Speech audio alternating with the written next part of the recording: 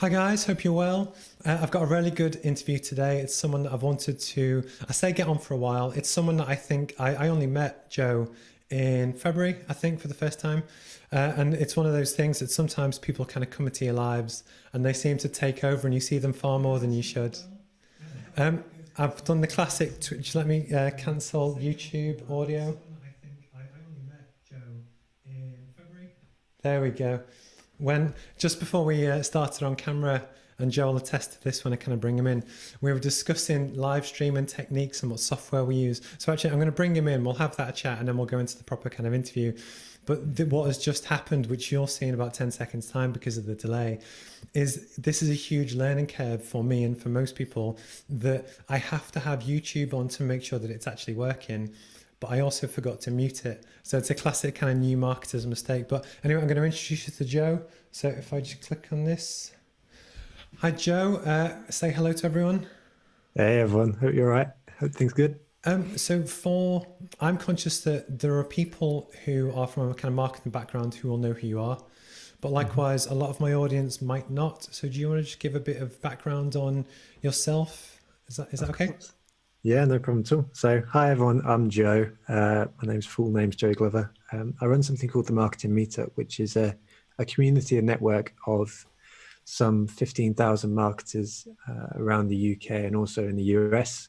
We've got 13 locations in the UK and just started in New York in March, April kind of time. Obviously, we've changed our business model quite significantly in the past few weeks, so we're now primarily online.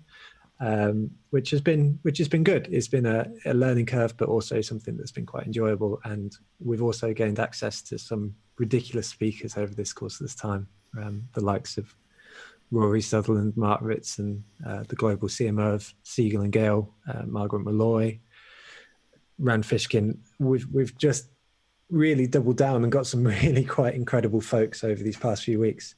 The main thing about the Marketing Meetup, which makes it any different to any other network, any other community, is that it was very much established with the values of loveliness and looking after each other and community really at its core. That's something that a lot of people say, but I really think we walk the walk as much as we talk the talk. No, I agree.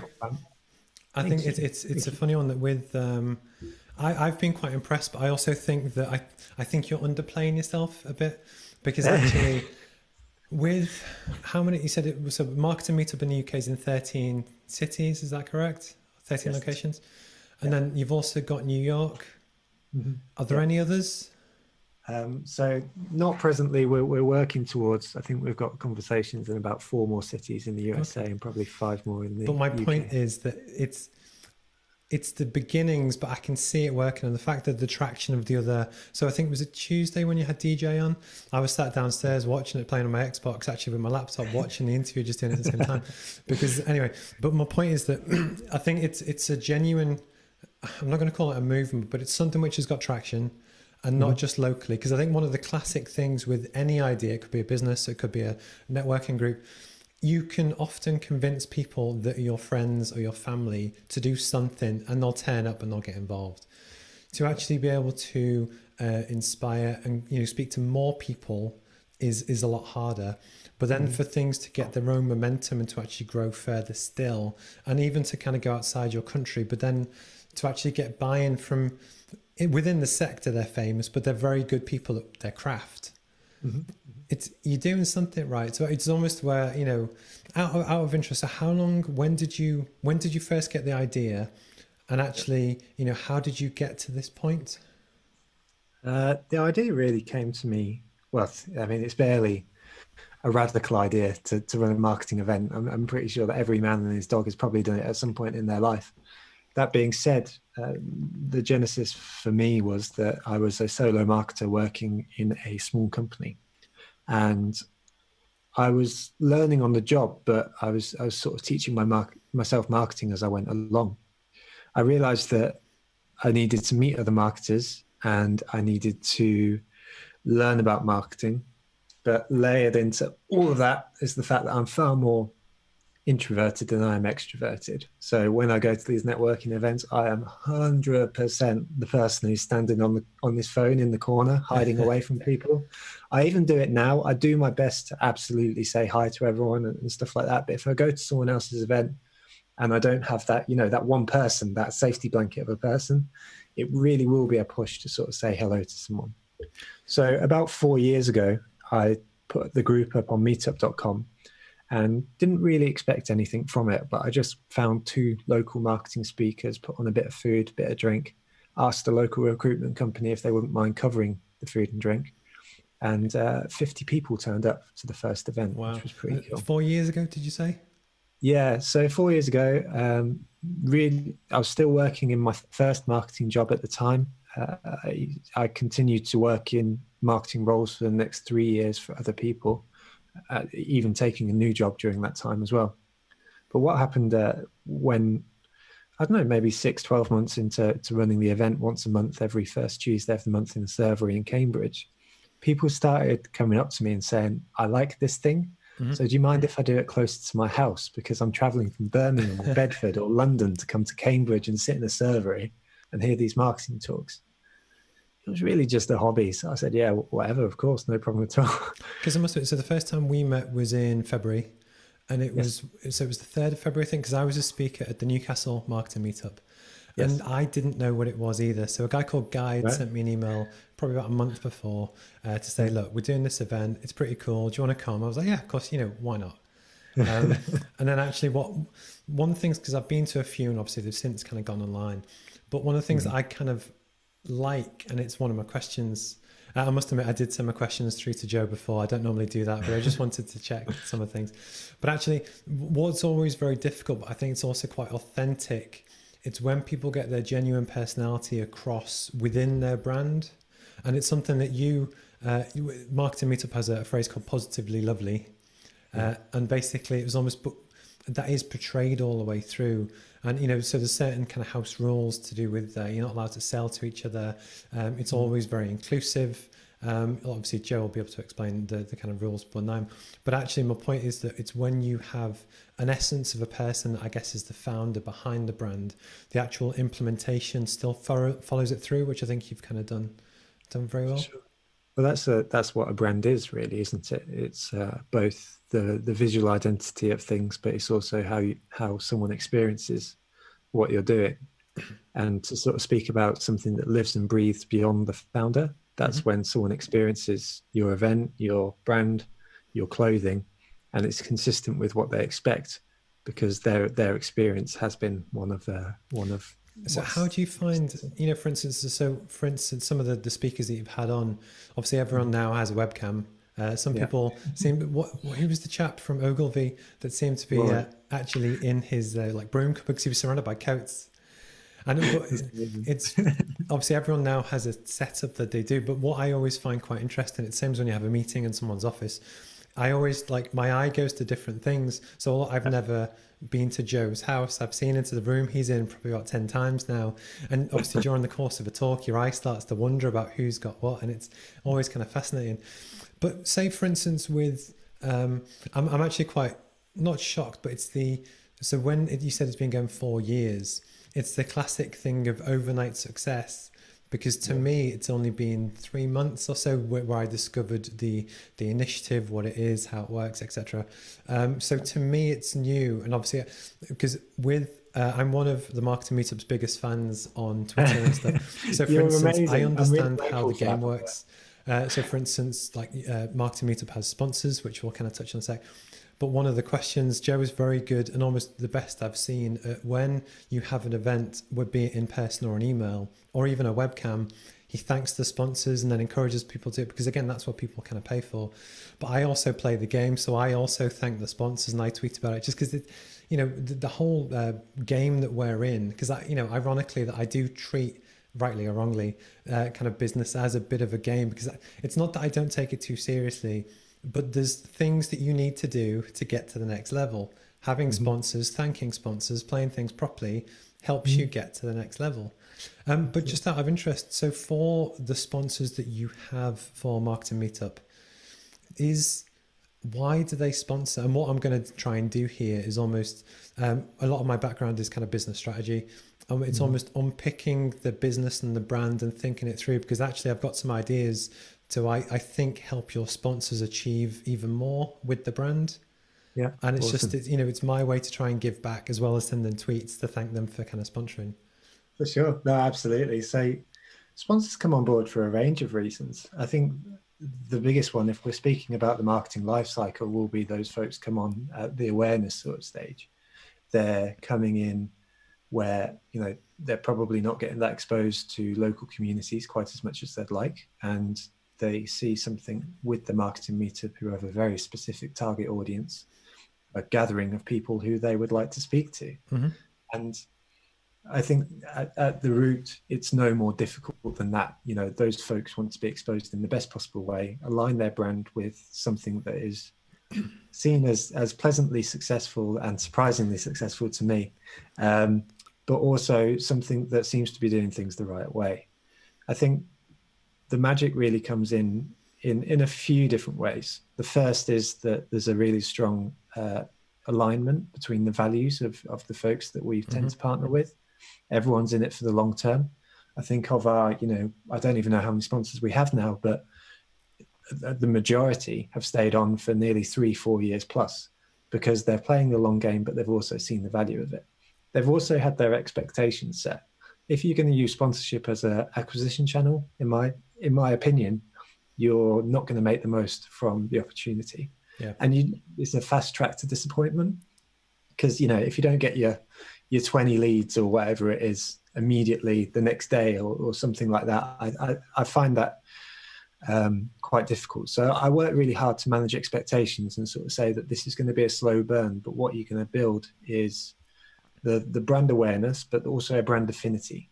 And it's a brand affinity where, like, the whole thing about the Marketing Meetup is we just genuinely care about people, and the sponsors are showing that they care about the community. So I think in the long term, you may not even be able to see it in Google Analytics, because the attribution is going to be terrible for events like us. But what you will see is over the course of time, people will start speaking about you, and they'll start recommending you to other people. The final thing we do is our sales process. The first thing to say about that is that it's different for every sponsor that we bring on. And then the second thing to say is that we split it up into two elements. The first element is the standard stuff that you'd expect from every sponsor relationship in the entire world. That's the stuff like a logo on the slide, thank yous in the newsletters, thank yous in the emails, that kind of stuff. That's kind of a given, and that's not really different from any other event that you'd ever sponsor. The second half of it is like the quote unquote crazy ideas, because the Marketing Meetup has never really been set up as a exercise in making a ton of money. It's been set up as an exercise in helping people. Like, I'm investigating whether or not we'll be able to become a B Corp now. Okay. Because that's the kind of commitment that we want to sort of spread towards, like, helping people.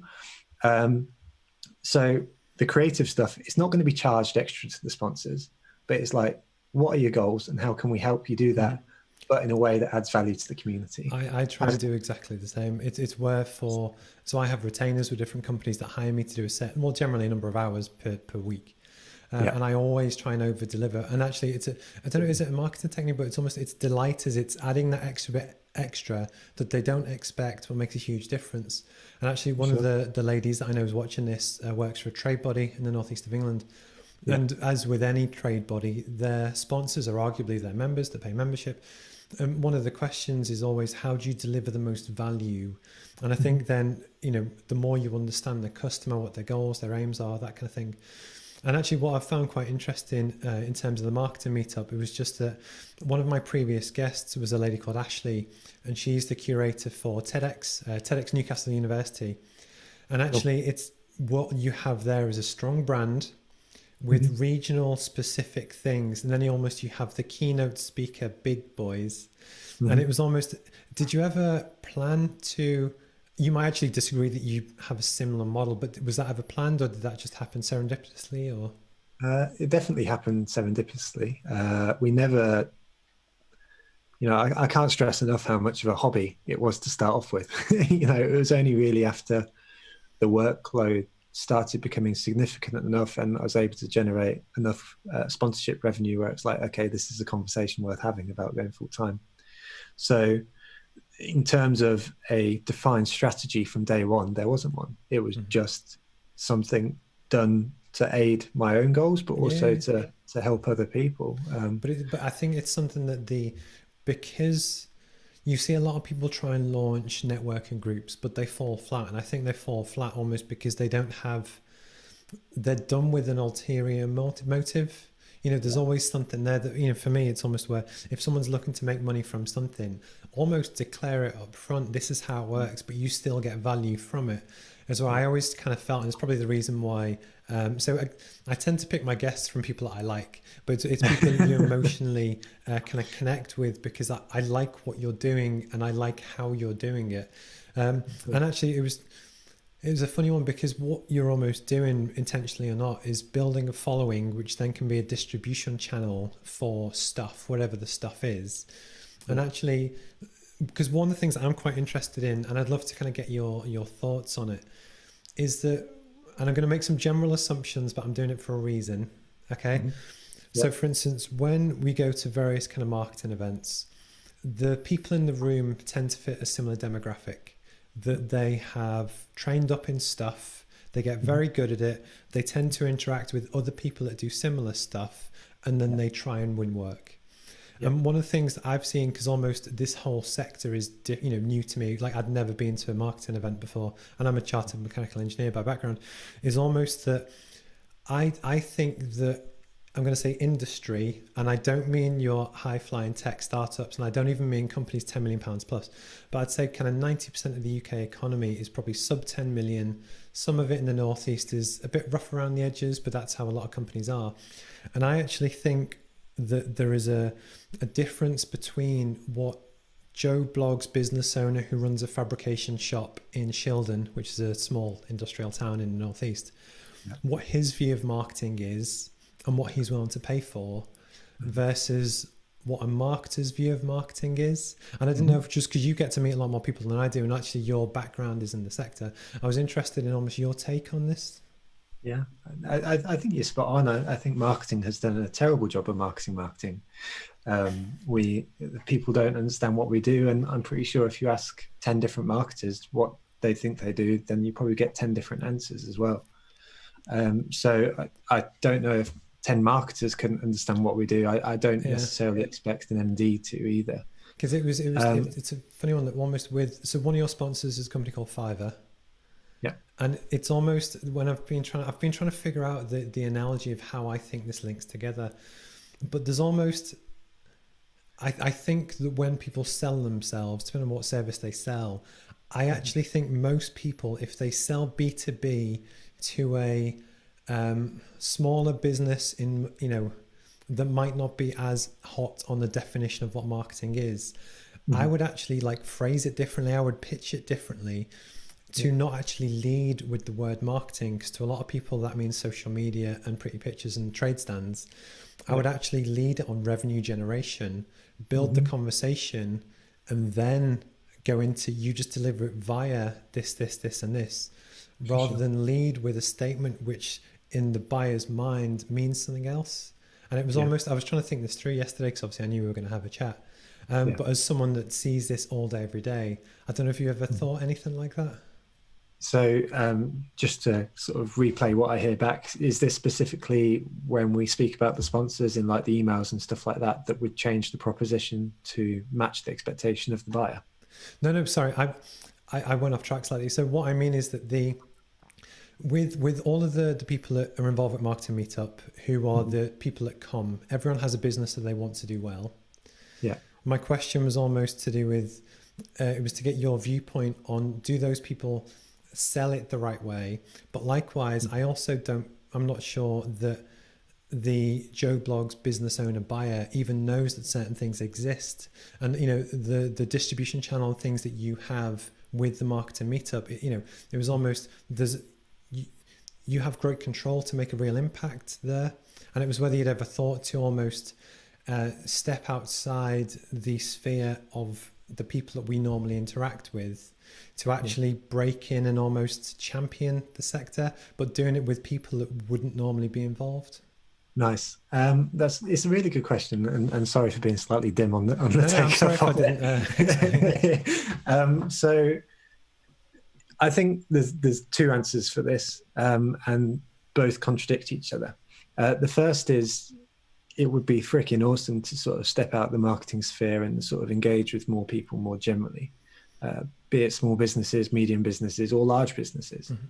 The contradictory statement is that I think there's a lot of power in knowing your target audience and pursuing those folks and serving them. And, truthfully, I spend, I've taken a lot of today off, but, this week I've spent 10, 12 hours just serving the folks that I serve. So I think it's one of these tricky things. And for the most part, I try to avoid pleasing all the people all the time. Correct, which means that I'm very nailed in on what can I do to help marketers. And even within marketers, there's a further slice, because I think there's about 4 million events that target sort of head of, directors, CMO roles. Generally speaking, we define our specific audience as marketing managers, and then we pick up a lot more folks from around the edges. So, your normal distribution, our peak will be marketing managers. What that's enabled us to do is curate talks, which are more strategic and tactical. So they've got elements of both, but they don't go into an insane amount of depth on either. But then it also helps with the messaging. So like when I email people and stuff like that, it's very informal. It's very chilled out, because these people are likely to be, so I'm 28. So like they're probably around my age-ish, so I'm able to sort of speak with them in that tone of language. So I think it's a really good point, and it's something I reflect on quite regularly, is what can we be doing to increase our impact? It was what I like to think things through, and often the answer might go nowhere, but it's almost when, just because I have a different viewpoint on things, one of my favorite things, and I joked with Joe before we came on, that to make my laptop higher up, it's stacked up on about 12 different books. But I like to get my inspiration from lots of different areas. And actually, but because of that, I like to cherry pick and see what works and what doesn't. And almost related to this, one of Joe's guests, which was on Tuesday, I think, which is a guy called DG, who I think was probably the coolest person that I've virtually met in a long time. Is he from Boston, I think? Yeah. But he was anyway. Cool. Dave Gerhardt. But one of the questions that I had, because in the kind of chat on the Zoom that we all got to ask questions, was to do with what his inspirations were. In particular for me, I love music. So for instance, one of my favorite things is on Apple Music. I just put Apple Music, the radio station, on, because it shows me and it plays stuff that I don't expect. So this morning there was a Beastie Boys like back catalogue type thing. But what I love, and where I almost get my inspiration, is when I'm working away, there's music on, but I don't know what's going to happen next in the music, and that keeps me on my toes. So almost, for your own inspiration, where do you get your kind of sparks from? So music wise specifically, then I just have classical FM on the background most of the day. And it's not because I'm massively into classical music or anything like that, but personally with music, I think maybe the same place where you find inspiration, I probably find noise. So I don't want something that's going to be, reminding me every 3 minutes that it's there, because once I'm in the zone, I'm in the zone and I want to go. I don't want to be thinking about the next thing.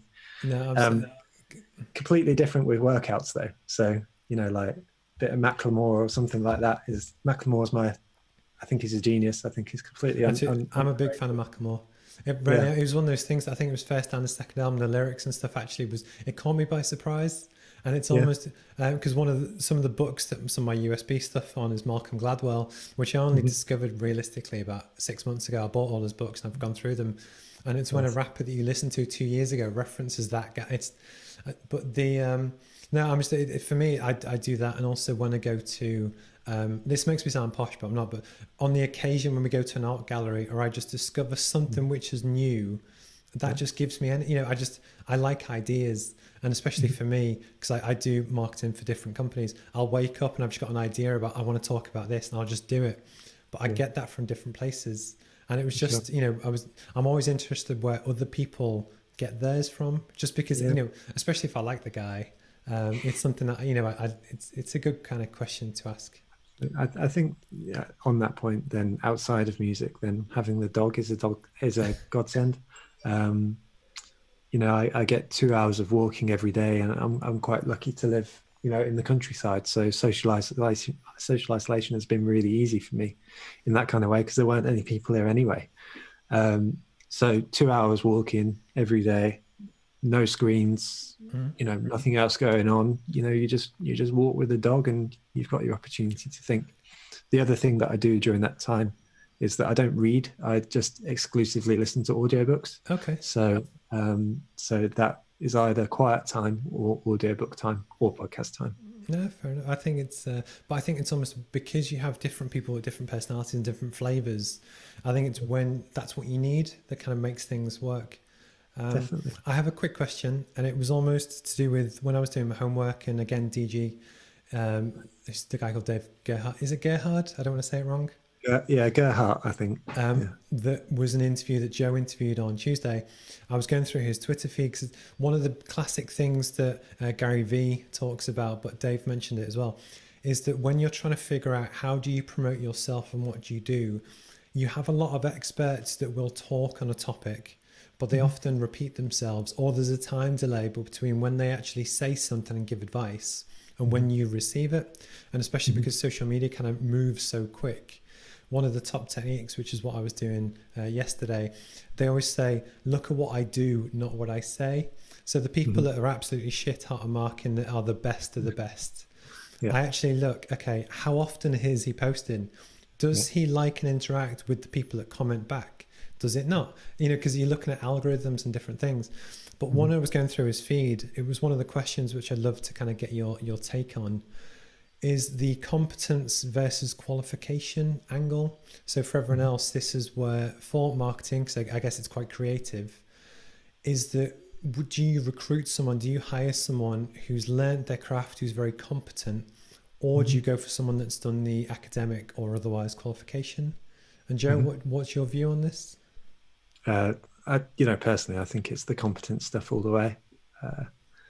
I can elaborate if I need to, but I think, qualifications personally, I don't think, they say you've done a course, but there's nothing to say about the course quality, who's teaching it, what the syllabus was like, and all that sort of stuff. So, somebody who knows how to do the job that you need them to do, but can also show adaptability, because you only need to look at the times we live in right now to know that, things change very, very quickly. So you hire people not just on the competence for one job, but also the qualities of their personality. Yeah, I think for me, it's almost sometimes it's the intangibles where certain people, you just get a good vibe off them.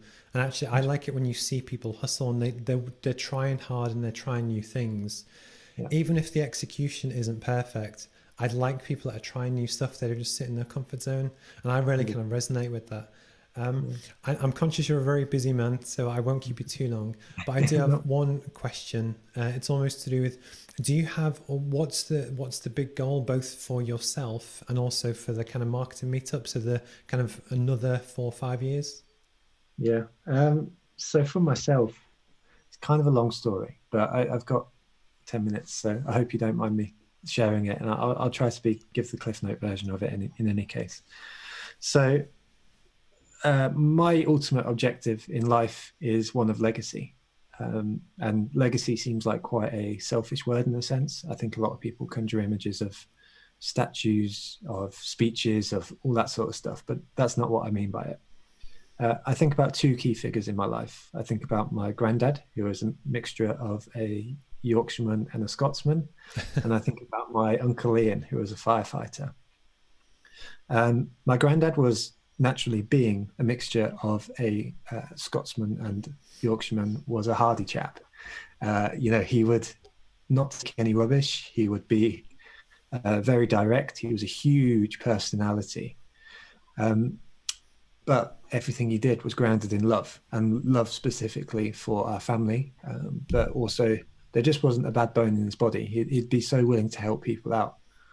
he lived a life which was, he was a football player, he was a music agent, he was a paratrooper, he was a teacher, he was all these things. So he lived life to the fullest, but he did everything he did with love.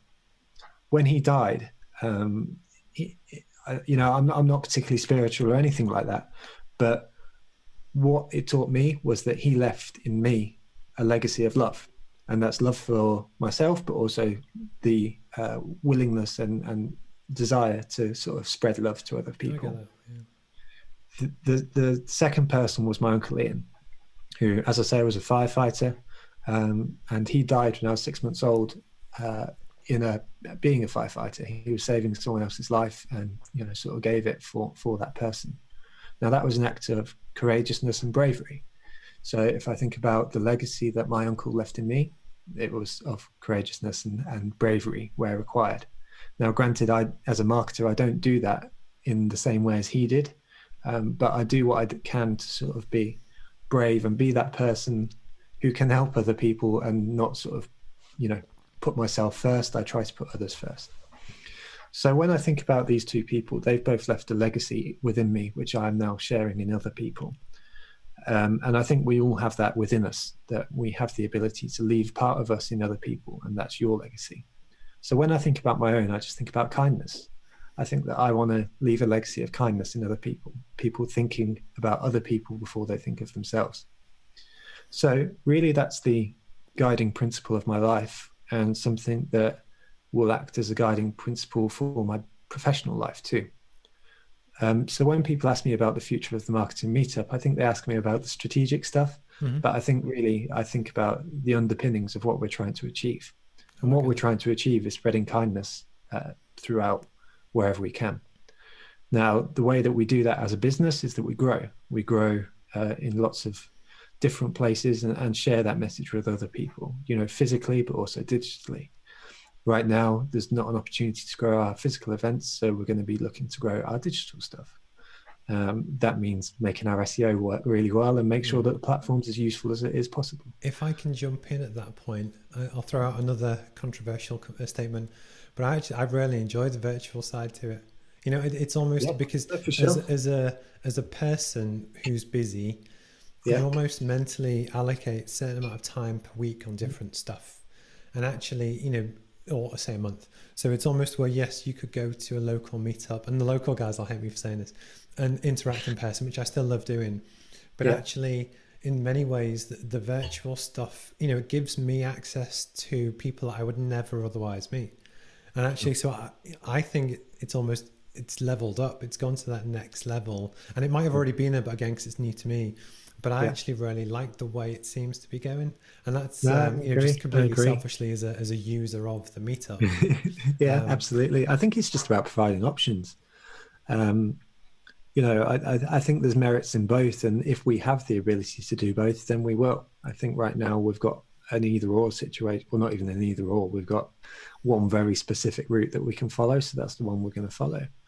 But I agree with you wholeheartedly. I was so nervous about how events would translate to being online, but it's been really great. And not only have we increased our reach, but people are getting the arguably, they already got an unreal level of information from our speakers anyway, but now we're getting like top 20 speakers in the entire world. As a user member, I genuinely get value from it. I really do.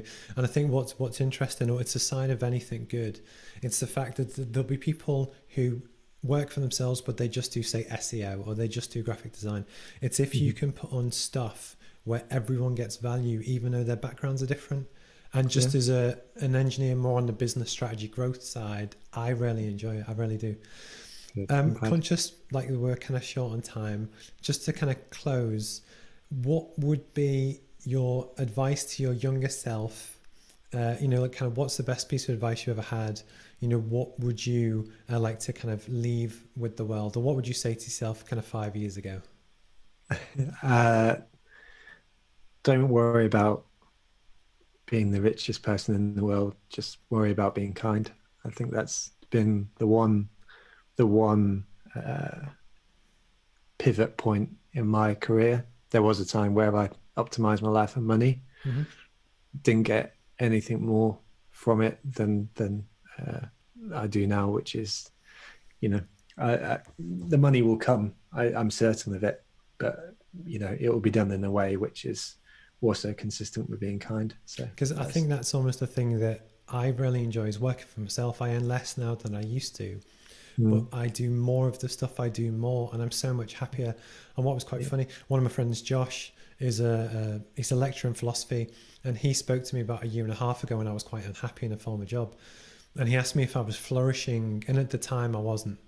And actually, I had a meeting back, I think it was in January. It was with an accountant in Darlington. And the meeting itself wasn't in anything. It was with a very nice lady, but it was about nothing in particular. But in the car on the drive back up, the half an hour with music on, I realized I was happy. And it's that intangible that I've learned that, you know, the two aren't connected. Yes, you still need to pay your bills and whatever, but actually I'm so much more happy and fulfilled and stuff doing the creative stuff that I do now. Even as stupid as these kind of live streams are, I love trying to figure things out and whatever. No, you got to try this stuff. So, have you got any nice plans for the weekend just before we kind of disappear? Walking the dogs? I don't think so. Yeah, my wife works for the NHS, so we're quite lucky in that we've actually got that structure to our life still. So I'll be spending some quality time with her as she's at work all day, every day. Well, so. Because of that, I won't interrupt you anymore. Thank you, Joe, for your time. I genuinely really appreciate it. I will continue to comment on tweets and live blogs and ask silly questions and whatever. And, you know, kind of please stay in touch. And yeah, I'm sure we'll kind of, you know, keep in touch. Yeah, absolutely. Thank you very much for taking the time, and for anyone. And thank your wife for everyone as well. Well, she's a superstar. Brilliant. Cheers, Joe. Nice one.